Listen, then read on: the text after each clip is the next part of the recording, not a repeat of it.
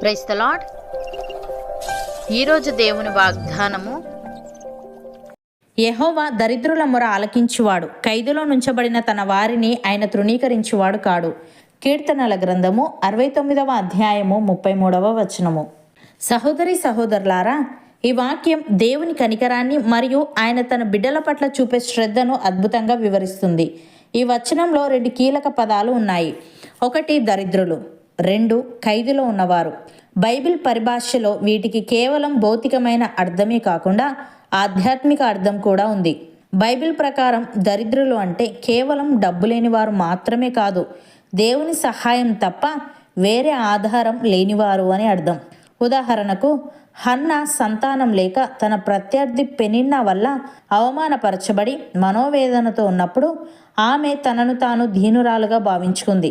లోకం ఆమెను తృణీకరించింది, కానీ దేవుడు ఆమె ప్రార్థనను ఆలకించాడు. ఫలితంగా ఆమెకు సమూయేలును అనుగ్రహించి ఆమెను గణపరిచాడు.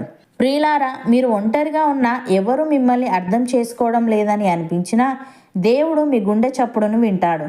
మీరు ఏదైనా విషయంలో నాకు ఎవరూ లేరు, దేవుడే దిక్కు అని అనుకుంటున్నారా? అయితే ఈ వాగ్దానం మీకోసమే. అలాగే ఖైదులో ఉండడం అంటే దేవుణ్ణి నమ్ముకున్న వారు కూడా కొన్నిసార్లు కష్టాల్లో, బంధకాల్లో ఉండవచ్చు. కానీ ఆ స్థితిలో కూడా దేవుడు వారిని వదిలేయడు అని అర్థం. ఉదాహరణకు, అపోస్తలుల కార్యముల గ్రంథము 12వ అధ్యాయంలో హేరోదు రాజు పేతురును బంధించి జైలులో పెట్టించాడు. అతనికి 2 సైనికుల మధ్య సంకెళ్లతో బంధించి గట్టి కావలి ఉంచారు. రేపు ఉదయం పేతురుకు మరణశిక్ష పడవచ్చు. తప్పించుకోవడానికి ఎటువంటి దారి లేదు. సంఘమంతా పేతురు కోసం ప్రార్థిస్తుండగా దేవుడు ఒక దేవదూతను పంపాడు. ఆశ్చర్యకరంగా పేతురు చేతి సంకెళ్ళు ఊడిపోయాయి. జైలు తలుపులు వాటంతట అవే తెరుచుకున్నాయి. దేవుడు పేతురును మరణపు ఖైదు నుండి విడిపించాడు. ప్రియులారా, మనలో చాలామంది పాపపు అలవాట్లు, భయం లేదా గతకాలపు చేదు జ్ఞాపకాలు అనే ఖైదులో బందీలై ఉంటారు. మనం దేవుని వైపు తిరిగి సహాయం కోరితే ఆయన మనల్ని విడిపించడానికి సిద్ధంగా ఉంటాడు. భక్తుడు ఈ విధంగా అంటున్నాడు, యెహోవాను బట్టి నేను అతిశయించుచున్నాను, దీనులు దానిని విని సంతోషించెదరు.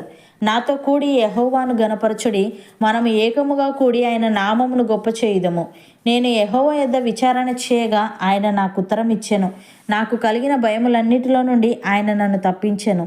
వారు ఆయన తట్టు చూడగా వారికి వెలుగు కలిగెను, వారి ముఖములు ఎన్నడూనూ లజ్జింపకపోవును. ఈ దీనుడు మొరపెట్టగా యెహోవా ఆలకించెను, అతని శ్రమలన్నిటిలో నుండి అతన్ని రక్షించెను అని. సహోదరి సహోదరులారా, ఎవనికి యాకోబు దేవుడు సహాయుడగునో, ఎవడు తన దేవుడైన యెహోవా మీద ఆశ పెట్టుకొనునో వాడు ధన్యుడు. ఆయన ఆకాశమును, భూమిని, సముద్రమును, దానిలోని సర్వమును సృజించినవాడు. ఆయన ఎన్నడూనూ మాట తప్పనివాడు. బాధపరచబడు వారికి ఆయన న్యాయము తీర్చును, ఆకలిగొనిన వారికి ఆహారము దయచేయును. యెహోవా బంధింపబడిన వారిని విడుదల చేయును. యెహోవా గ్రుడ్డివారి కన్నులు తెరవజేయువాడు. యెహోవా కృంగిన వారిని లేవనెత్తువాడు. యెహోవా నీతిమంతులను ప్రేమించువాడు.